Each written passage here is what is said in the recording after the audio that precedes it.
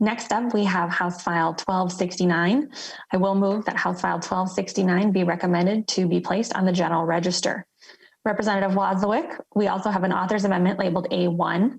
I will move that A1 amendment to get the bill in the shape the author would like the committee to consider today. Is there any discussion to the A1 amendment?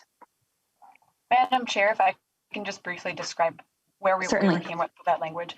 So members, thank you, Madam Chair. Members, the amendment is not super complex, but it was made based on some feedback that I got from the folks who have been working on this language when it was part of the as part of the governor's executive order. So that's just want to be clear there. We had worked with a number of folks to make sure that this amendment was addressing the concerns that they raised to me.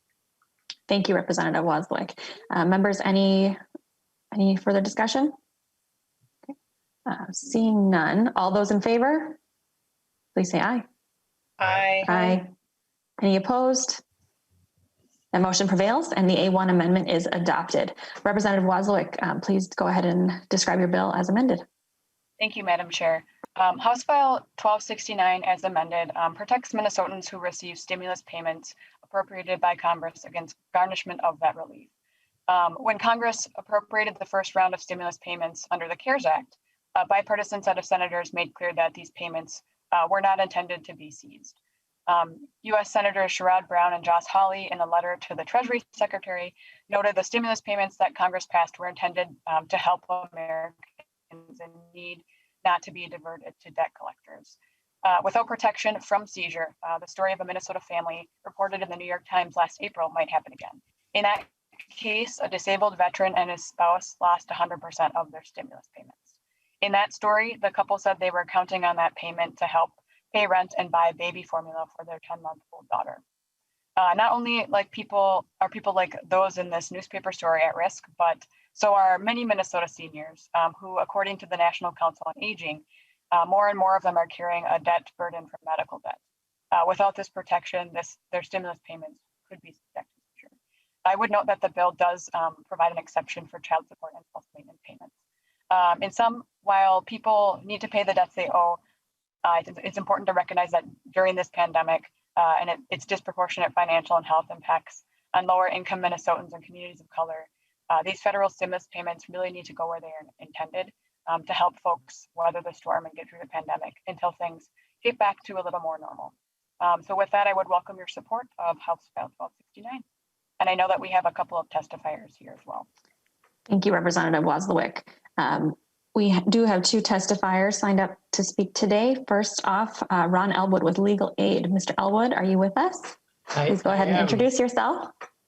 Thank you, Madam Chair. Ron Elwood with Legal Aid. And I also have with me, if there are any technical questions, my colleague from Legal Aid, Beth Goodell, who is our supervising attorney or our consumer unit. And I also see Mr. Carlson on the Zoom call, and I know he's expert as well.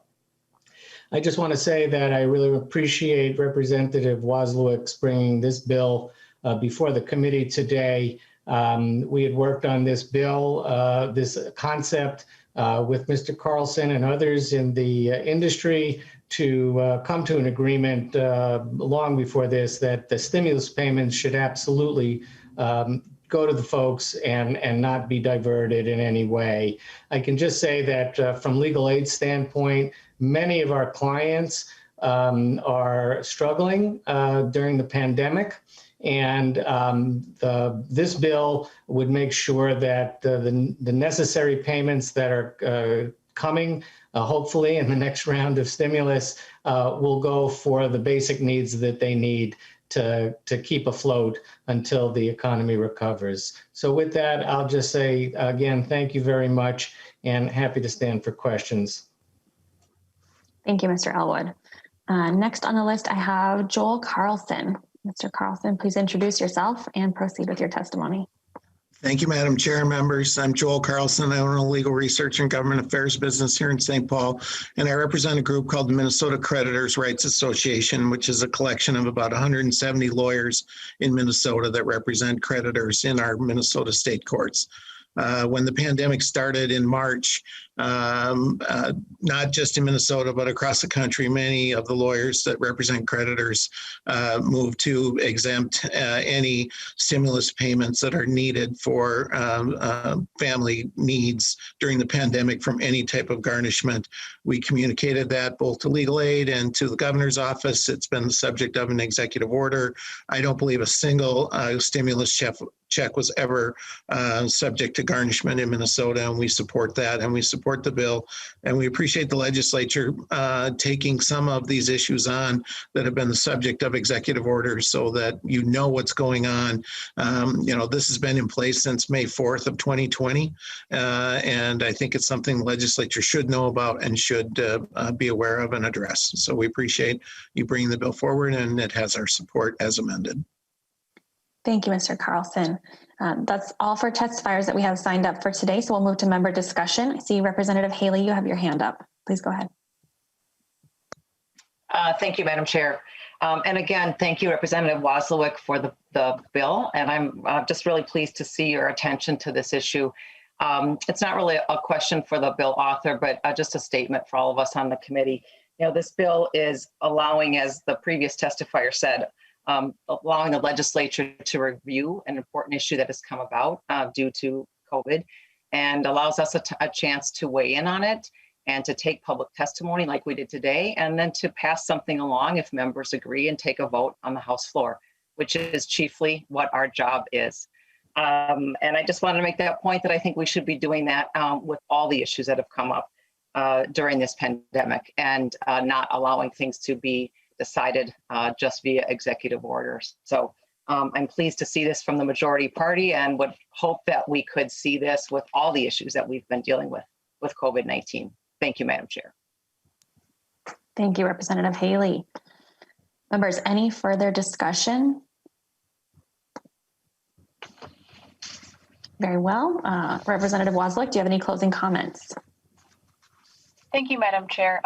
Just want to reiterate, some of the comments that my testifiers made. This is an important piece that we can take to help folks weather the pandemic. The stimulus payments were directed towards folks who needed that help, and we want to make sure that they're able to retain those payments and use them for what they're intended for. So thanks for the good discussion, and please support the bill. All right, hearing no further discussion, I will renew my motion that House File 1269 as amended be recommended to be placed on the general register, and the clerk will take the roll. Chair Stevenson. Vice Chair Kachiza-Watoon. Aye. Representative O'Driscoll. In 2019 alone, and in the U.S., no. 313. Representative Barr. No. Representative Carlson. Yes. Representative Davney. Aye. Representative Elkins. Aye. Representative Haley. I'm sorry, aye. Representative Cagle. Aye. Representative Lee. Representative Lilly. Lilly, aye. Representative Lislegard. Aye. Representative Lucero. No. Representative Olson. Aye. Representative Farr. No. Representative Rasmussen. Rasmussen, aye. Representative Richardson. Aye. Representative Tice. Chair Stevens. Thank you. Sorry. Chair Stevenson. Aye.